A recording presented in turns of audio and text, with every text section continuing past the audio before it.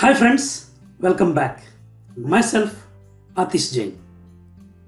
Friends, మనం previous సెషన్లో types of pre processor directives అన్న దాని గురించి తెలుసుకున్నాం. అంటే pre processor directives 4 types. First one is macro substitution, second one is file inclusive, third one is conditional directives and fourth one వచ్చేటప్పటికి miscellaneous directives అని కొన్ని ఉన్నాయి. ఈరోజు సెషన్లో నేను మీకు మ్యాక్రో సబ్స్టిట్యూషన్ అంటే ఏంటి దాని గురించి ఎక్స్ప్లెయిన్ చేస్తాను. గైస్, వీడియో కొంచెం లెంగ్తీ అవ్వచ్చు, చివరి వరకు ఖచ్చితంగా చూడండి. ఈ వీడియో లాస్ట్లో అయితే కనుక చాలా ఇంట్రెస్టింగ్ ఎగ్జాంపుల్ ఒకటి ఉంటుంది. ఇప్పటి వరకు మీరు చూసి ఉండకపోవచ్చు ఆ కాన్సెప్ట్ని. సో ఈ వీడియోని చివరి వరకు అయితే ఖచ్చితంగా చూడండి ఫ్రెండ్స్. సో మ్యాక్రో సబ్స్టిట్యూషన్ అంటే ఏంటి? సో ఫస్ట్ థింగ్ ఏంటంటే అసలు మ్యాక్రో అంటే ఏంటో తెలుసుకోండి. Macro is a small piece of code which is replaced by macro value. Macro is defined by hash defined. అంటే ఈ రోజున మనం hash defined pre processor directive గురించి తెలుసుకుందాం. ఓకేనా? సో ఈ hash defined pre processor directive ఏంటంటే ఒక మ్యాక్రోని డిఫైన్ చేయడానికి ఉపయోగపడుతుంది. ఓకే, సో అసలు ఈ మ్యాక్రో అంటే ఏంటి చెప్పాను కదా. A macro is nothing but small piece of code which is replaced by macro value. And macros are mainly used to define constants. అంటే ఒక ప్రోగ్రాంలో కాన్స్టెంట్ వాల్యూస్ని మీరు యూస్ చేయాలనుకున్నప్పుడు జనరల్గా మ్యాక్రోస్ని యూస్ చేయడం జరుగుతుంటుంది. Macros are of 2 types. One is simple macros and second one is macros with arguments. Friends, simple macrosని ఆబ్జెక్ట్ లైక్ మ్యాక్రోస్ అని కూడా అంటాము. అలాగే మ్యాక్రోస్ విత్ ఆర్గ్యుమెంట్స్ని ఫంక్షన్ లైక్ మ్యాక్రోస్ అని కూడా అంటాం. సో ఈ సెషన్లో నేను మీకు ఏంటంటే సింపుల్ మ్యాక్రోస్ని ప్రాక్టికల్గా 2-3 ఎగ్జాంపుల్స్ ద్వారా ఎక్స్ప్లెయిన్ చేస్తాను. ఓకే, నెక్స్ట్ సెషన్లో ఏంటంటే మ్యాక్రోస్ విత్ ఆర్గ్యుమెంట్స్ని ఎక్స్ప్లెయిన్ చేస్తాను. ఓకేనా? సో సింపుల్ మ్యాక్రోస్ అంటే ఏంటి? Simple macro is an identifier that is replaced by a constant value. It is mainly used to represent numeric constant. And కొన్ని examples ఇచ్చాను చూడండి. ఫ్రెండ్స్, మీరు సపోజ్ ఏంటంటే ఏరియా ఆఫ్ సర్కిల్ని ఫైండ్ అవుట్ చేయడానికి ఒక ప్రోగ్రామ్ రాస్తున్నారు. సో πr² అనేది ఫార్ములా. సో మనం ఏంటంటే పై వాల్యూని 3.14 అని చెప్పి డైరెక్ట్గా ప్రోగ్రాంలో యూజ్ చేయకుండా మీరు ఒక మ్యాక్రో డిఫైన్ చేసి ఆ మ్యాక్రోకి ఒక పేరు పెట్టి దానికి ఒక వాల్యూని స్పెసిఫై చేయొచ్చు. ఎగ్జాంపుల్ ఇచ్చాను చూడండి. హ్యాష్ డిఫైన్ పై స్పేస్ 3.14. లేదా ఫ్రెండ్స్, మీరు ఒక బ్యాంకింగ్ అప్లికేషన్ డెవలప్ చేస్తున్నారు. దాంట్లో మీరు ఏంటంటే రేట్ ఆఫ్ ఇంట్రెస్ట్ అనే ఒక వేరియబుల్ని తీసుకోవాలనుకుంటున్నారు. సో మీరు రేట్ ఆఫ్ ఇంట్రెస్ట్ అనే వేరియబుల్ని తీసుకోవడం కన్నా మీరు ఒక మ్యాక్రో డిఫైన్ చేయొచ్చు. చూసారు కదా, ఇక్కడ ఎగ్జాంపుల్ ఇచ్చాను, రేట్ స్పేస్ 12 అని చెప్పి. లేదా మీరు ఎరేస్తో వర్క్ చేసేటప్పుడు ఎరేస్ సైజ్ని మీరు 10 తీసుకోవాలనుకున్నప్పుడు మీరు ఒక మ్యాక్రోని తీసుకోవచ్చు. ఫ్రెండ్స్, మీరు అనొచ్చు, సరే ఈ మ్యాక్రోస్ తీసుకునేందుకు డైరెక్ట్గా మనం ఈ వాల్యూస్ని యూస్ చేసుకోవచ్చు కదా అనేది. ఫ్రెండ్స్, అసలు ఒక అప్లికేషన్ డెవలప్ చేసేటప్పుడు మనం కాన్స్టెంట్ వాల్యూస్ని డైరెక్ట్గా ప్రోగ్రాంలో యూస్ చేయకూడదు. ఎందువల్లంటే రేపు ఎప్పుడైనా చేంజ్ చేయాల్సిన అవసరం అయితే మనం ప్రోగ్రాంలో ప్రతి చోట ఆ వాల్యూని ఎక్కడెక్కడైతే యూస్ చేస్తామో అన్ని చోట్ల చేంజ్ చేయాలి. సో దానికన్నా ఏంటంటే మనం వేరియబుల్ని తీసుకుని వేరియబుల్కి ఆ వాల్యూని అసైన్ చేసి ఆ వేరియబుల్ని ప్రోగ్రాంలో యూస్ చేయడం బెటర్. సో వేరియబుల్స్తో ఎలా వర్క్ చేయాలనేది నేను ప్రీవియస్ ఎగ్జాంపుల్స్లో చాలాసార్లు చెప్పాను. బట్ ఇక్కడ ఏంటంటే మ్యాక్రోస్ని యూస్ చేయడం వల్ల వచ్చే బెనిఫిట్స్ ఏంటి అన్న దాని గురించి కూడా ఎక్స్ప్లెయిన్ చేస్తాను. సో ఫస్ట్ ఏంటంటే మ్యాక్రోస్ మీద కొన్ని ఎగ్జాంపుల్స్ చూద్దాము.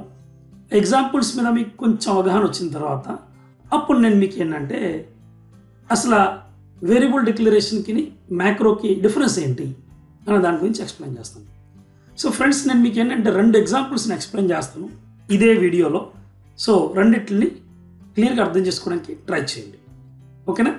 సో మీ స్క్రీన్ మీద ఉన్న 2 ఎగ్జాంపుల్స్నే నేను మీకు ప్రాక్టికల్గా రాసి చూపిస్తాను ఇప్పుడు. Friends, let's start C free ID. Friends, ఇది మన సి ఫ్రీ ఐడి. అండ్ జస్ట్ ఇమాజిన్, నేను ఒక మెసేజ్ని 10 టైమ్స్ ప్రింట్ చేయాలనుకుంటున్నాను. జనరల్గా మనం ఏం రాస్తామంటే ఇలాగా, for i equals to 1, i is less than 10, i plus plus. Of course ఐని డిక్లేర్ చేయలేదు, చేయాలి. సో నేను ఇంటీజర్ ఐ అని డిక్లేర్ చేస్తాను.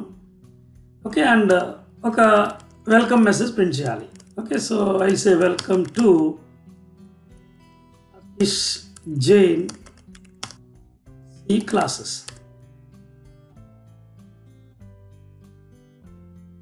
అండ్ ఈ మెసేజ్ అనేది నాకు ఏంటంటే 10 times ప్రింట్ అవుతుంది. వెరీ సింపుల్ కాన్సెప్ట్ గైస్, దీంట్లో ఏం లేదు. F5 చూసారు, 10 times ప్రింట్ అయిపోయింది. ఫ్రెండ్స్, ఈ 10 అనే వాల్యూని మీరు డైరెక్ట్గా తీసుకున్నారు, కానీ తీసుకోవడం కరెక్ట్ కాదు. Is it clear? అంటే ఏదైనా ఒక ప్రోగ్రామ్ని డెవలప్ చేసేటప్పుడు never take the constant value directly. దీనికి మనం ఏం చేయొచ్చు అంటే, ఇక్కడ మీరు ఒక మ్యాక్రోని డిఫైన్ చేయొచ్చు.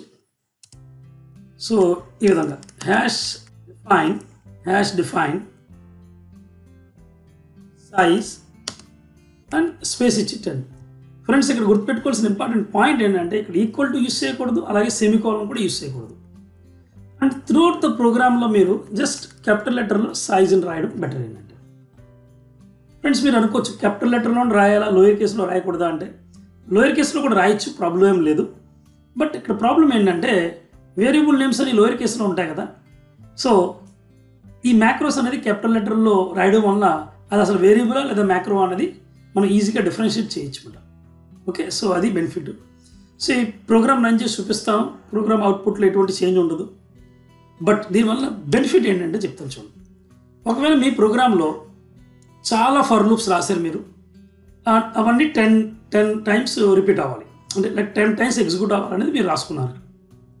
రేపు ఎప్పుడైనా ఫ్యూచర్లో క్లయింట్ రిక్వైర్మెంట్ మారి లేదు మనకి 10 times కాదు రిక్వైర్మెంట్, 15 times అని మన క్లయింట్ రిక్వైర్మెంట్ వచ్చిందన్నమాట. అప్పుడు మీరు ఎక్కడెక్కడైతే కనుక 10 రాశారో ప్రతి ఫర్ లూప్ని మీరు చేంజ్ చేయాలి 15 కింద. అదే మ్యాక్రోస్తో యూస్ చేయడం వల్ల, మీన్స్ మ్యాక్రోస్తో వర్క్ చేయడం వల్ల బెనిఫిట్ ఏంటంటే, కేవలం ఒక మ్యాక్రో వాల్యూని అక్కడ చేంజ్ చేస్తే చాలు. త్రూఅవుట్ ద ప్రోగ్రాంలో ఎక్కడెక్కడైతే కనుక మ్యాక్రో ఉందో ఆ మ్యాక్రో ఏంటంటే అక్కడ 15 అనే వాల్యూ తోటి రీప్లేస్ అవుతుంది. చూడండి ఫ్రెండ్స్, ఇది మ్యాక్రోస్ తోటి వర్క్ చేసే విధానం.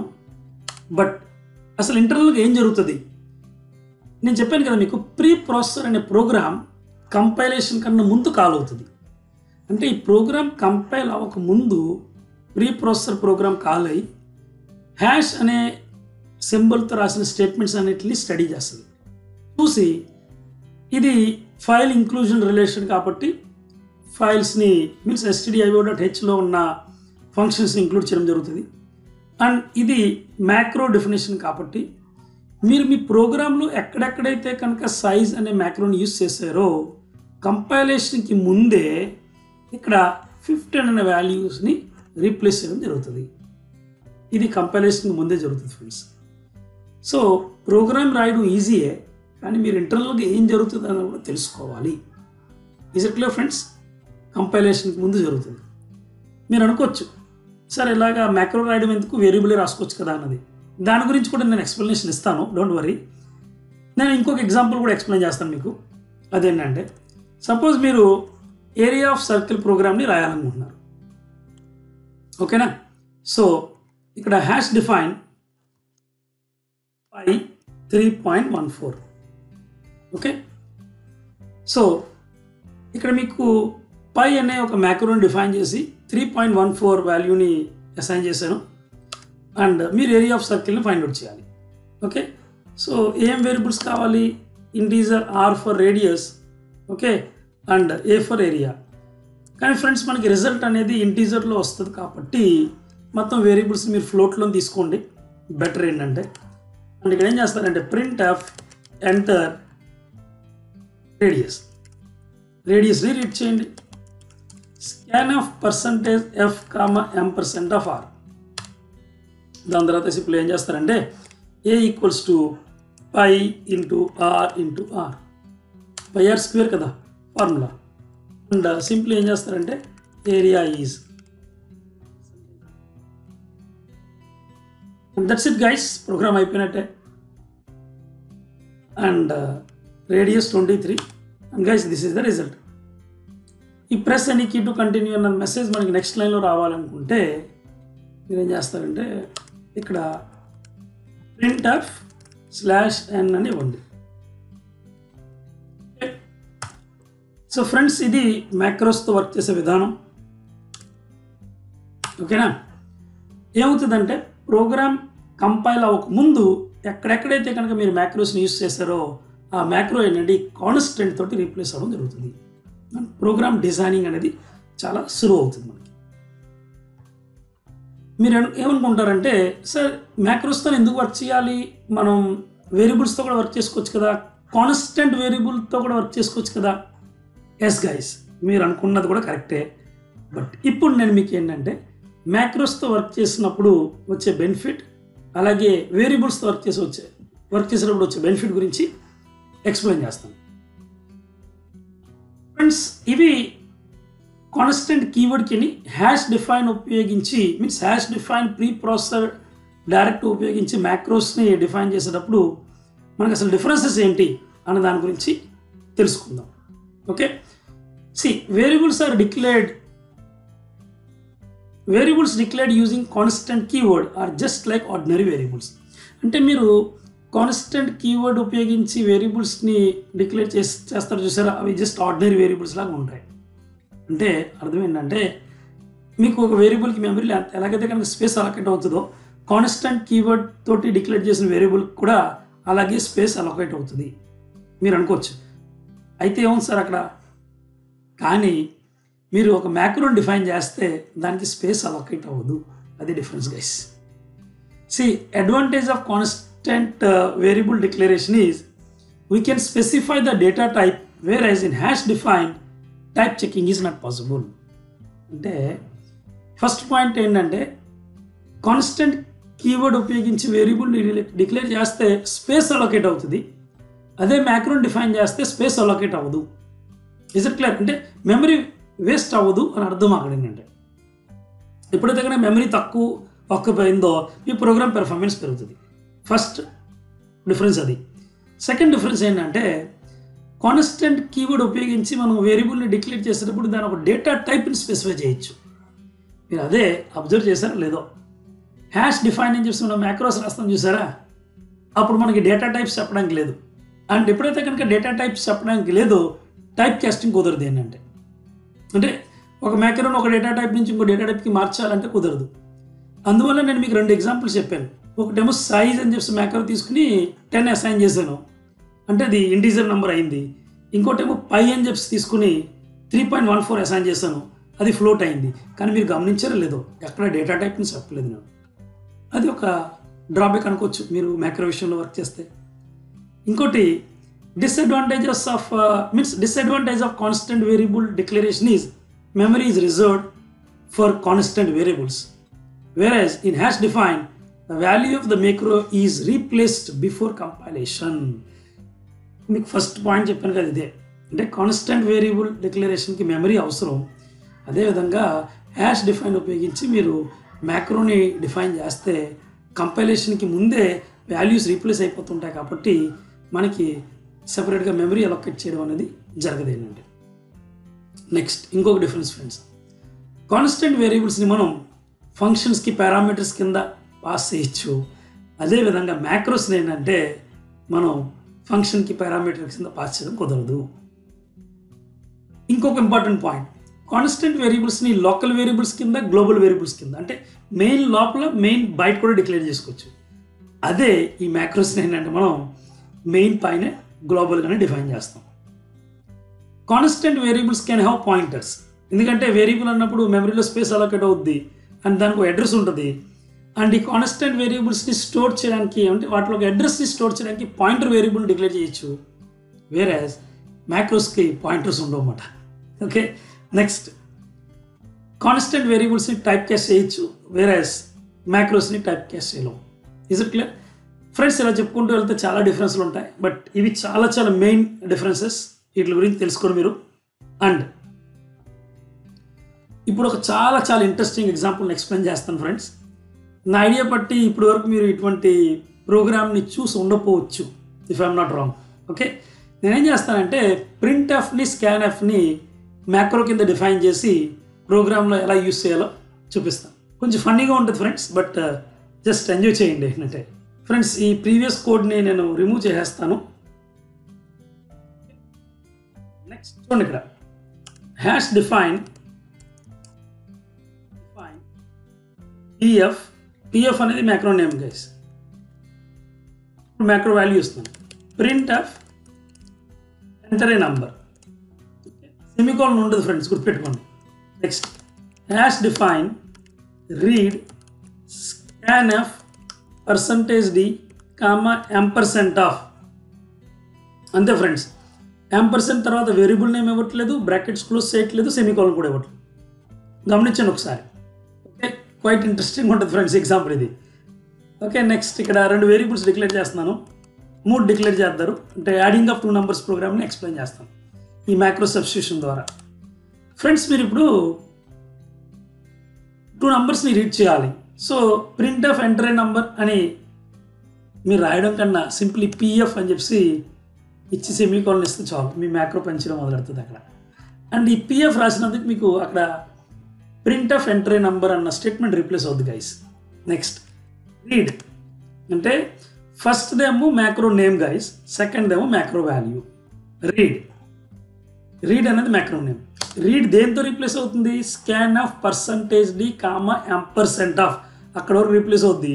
మీరు జస్ట్ ఏంటంటే ఏనిచ్చి బ్రాకెట్ క్లోజ్ చేసి సెమికోలన్ ఉంది. చాలా ఇంట్రెస్టింగ్ ఉంది కదా friends. Next PF semicolon, read B brackets close semicolon, C = A + B and result print చేసిన ఫ్రెండ్స్. సారీ, బి లోయర్ కేసులో పడిందా? ఓకే, సారీ క్యాపిటల్ లెటర్లో పడ్డది, లోయర్ కేసులో మార్చాను. ఇప్పుడు చూడండి friends, print of /n the result is %d, C. Friends that's it, program అయిపోయింది. ఒకసారి రన్ చేసి చూడండి. F5 బ్యూటిఫుల్, అబ్సల్యూట్గా రన్ అయింది friends program. And first number 90, second number 10 and result 100 కూడా వచ్చింది. కానీ ఫ్రెండ్స్ ప్రోగ్రామ్ని చూడండి ఒకసారి, ఎంత ఫనీగా ఉందో. Is it clear? సో చూడండి, ప్రింట్ ఆఫ్కి మనకి ఎంటర్ ఏ నంబర్ అనేది మీ ప్రోగ్రాంలో ఈ స్టేట్మెంట్ చాలాసార్లు కావాలి అనుకుంటే సింపుల్గా ఒక మ్యాక్రోని డిఫైన్ చేశాను ఫ్రెండ్స్. అండ్ ఆ జస్ట్ మ్యాక్రో నేమ్ రాయండి. కంప్లీట్ లైన్ ఏంటంటే మళ్ళీ మీరు టైప్ చేయవలసిన అవసరం ఉండదు. అండ్ కంపైలేషన్కి ముందే ఏంటంటే ఎక్కడెక్కడైతే కనుక ఈ మ్యాక్రోస్ రాశారో ఈ మ్యాక్రో వాల్యూస్ అక్కడ సబ్స్టిట్యూట్ అయిపోయి దాని తర్వాత పక్కన మీ రాసిన కోడ్ అనేది కంటిన్యూ అవుతుంది అట్లకి. గైస్ ఇంట్రెస్టింగ్గా ఉందా లేదా ఫ్రెండ్స్? ఒకవేళ ఈ ప్రోగ్రామ్ కనుక మీకు నచ్చినట్లయితే ఖచ్చితంగా ఈ వీడియో కింద కామెంట్ లైన్లో నాకు తెలియచేయండి. అండ్ ఫ్రెండ్స్ ఇంకా ఈ ఛానల్ని మీరు సబ్స్క్రైబ్ చేయలేదు అంటే డెఫినెట్గా ఛానల్ని సబ్స్క్రైబ్ చేయండి. అండ్ మా ప్రతి వీడియోని లైక్ చేయండి. అండ్ ఈ ప్రోగ్రామ్స్ కొంచెం ఇంట్రెస్టింగ్గా ఉన్నాయి, దీనివల్ల మీ లైఫ్లో ఏదైనా వాల్యూ ఎడిషన్ జరుగుతుంది అంటే ఖచ్చితంగా మీ ఫేస్బుక్ వాల్ మీద షేర్ చేసి సబ్స్క్రైబ్ చేయమని ఫ్రెండ్స్ అందరికీ చెప్పండి. ఓకేనా friends? Thank you so much. Bye, take care and see you in next video.